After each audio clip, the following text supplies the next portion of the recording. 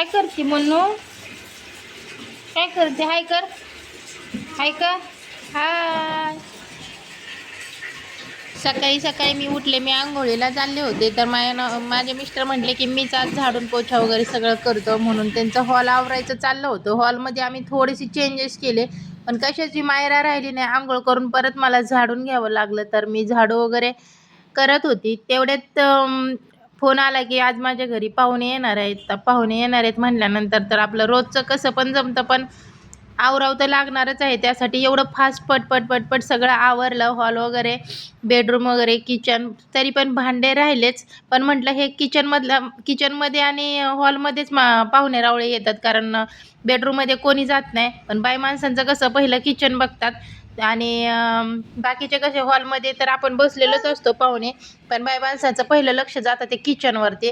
किचनवर किती राहाडा आहे, किचन कसं आहे, भांडे किती आहेत, किराणा आहे का नाही, आमका आहे का नाही, तमका आहे का नाही, लय पंचायती असतात बरं का. त्यासाठी म्हटलं की पहिलं आहे ते आपलं हॉल आवरून घ्यावा. हॉल आवरल्यानंतर मग आपण किचन आवरून घ्यावं. त्यासाठी मग पटपट आवरलं. पाहुणे येणार होते. मायराच्या बड्डेला पडदे काढले होते, तेव्हापासून पडदे लाव म्हणत होती बाबाला, पण बाबा काही पडदे लावत नव्हता. पण आज त्याच्या मनाने चाललं होतं पडदे वगैरे लावायचं. त्यासाठी मग मी मायराला घेऊन बसले. बघा हॉल मी किती छान असं सगळा क्लीन केलेला आहे, आणि ते आहे ते पडदे लावत होते. पडदे लावायचं काम आज न सांगता चाललं होतं. मायराला सर्दी झाली होती, म्हणून मग मी तिला वाफ देत होती. तर बेड मी अलीकडे घेतलं होतं, कारण त्याला बोर्ड जवळ आहे आणि मायरा इथं छान अशी बसून वाफ घेते. मायराला वाफ घ्यायला अजिबात म्हणजे सांगावं लागत नाही. तिला जरी फक्त मशीन लावून हातात जरी दिली ना, तरी सुद्धा ती वाफ घेते. तुम्ही पाहू शकता किती छान अशी घेते ती वाफ. अजिबात रडत वगैरे काही नाही. गप ग म्हणू, नुसती मधी मधी करते मायरा, अजिबात काय काम सुद्धा करून देत नाही. व्हिडिओ पण एडिटिंग करताना नुसतं मधी मधी मधी करते. का धर धर धर धर धर. जास्त झालं, बस झालं, बस झालं. राहू दे तुला, तुला राहू दे, राहू दे तुला. मायराची वाफ घेऊन झालं. म्हटलं आता नाश्त्याला काय करायचं, तर ते म्हटले की मी नाश्ता बाहेरूनच आणतो, तोपर्यंत तू मायराला सांभाळ. मायराला हॉलमध्ये गलीच्या हातरला होता, आणि त्याच्यावरती मायरा अगदी छान खेळते.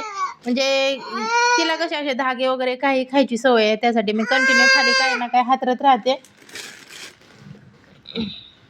मायरा छान खेळत होती खाली. म्हणलं तोपर्यंत माझी बाकीची कामं आवरावी. कपड्यांच्या घड्या वगैरे घातल्यास सगळं काय ते व्यवस्थित ठेवून दिलं. काय पाहिजे बाबू, काय पाहिजे, काय नाही, ते तुझं नाही, तुझं नाही बाबा, ते तुझं नाही बाबू, ते नाही, ते तुझ्यासाठी नसतं सोनं. मायराला खेळत होती तोपर्यंत ते नाश्ता घेऊन आले. नाश्त्यामध्ये आज उत्तप्पा आणला होता, आणि उत्तप्प्यासोबत बटाट्याची चटणी येते, ही खोबऱ्याची चटणी येते, आणि सांबार पण येतं. छान असं सगळ्यांनी मिळून नाश्ता केला. काय बाबू, हा असा आहे तो नाश्ता आहे. कारण एवढा जर नाश्ता हे फक्त आमच्या इथं 60 रुपयाला भेटतं. 3 उत्तप्पे येतात. 3 उत्तप्पे आहे ना, 2 उलते पालते होतात. पाहुणे आले होते, पाहुणे गेले. संध्याकाळच्या जेवणामध्ये आज काय करावं, रोजचं भाजीचं तोच वैताग. त्यासाठी म्हटलं की काय करावं, तर मैत्रिणीचा फोन आला की मी तुला भाजी पाठवून देते. त्यासाठी मग मी खुश झाले. चपात्या करत होते, तिने ही भाजी पाठवून दिली, मिक्स व्हेजची भाजी पाठवून दिली.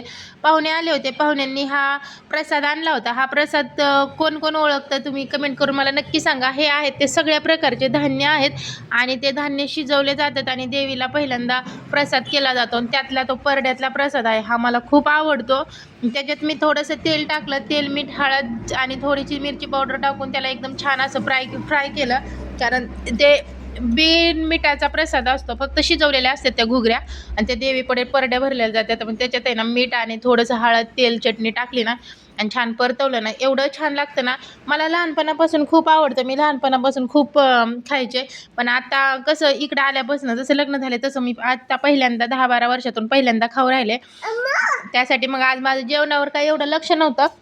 मी म्हटलं होतं की आज फक्त यांच्यापुरतं चपात्या कराव्या, आणि पण कसं 2-4 चपात्या मी जास्त केल्या होत्या की खायची तर मूड झाला तर म्हणून.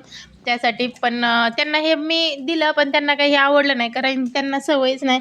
आता आपण कसं लहानपणापासून खात आलेलो आहे, हे सगळे नवीन धान्य आहेत.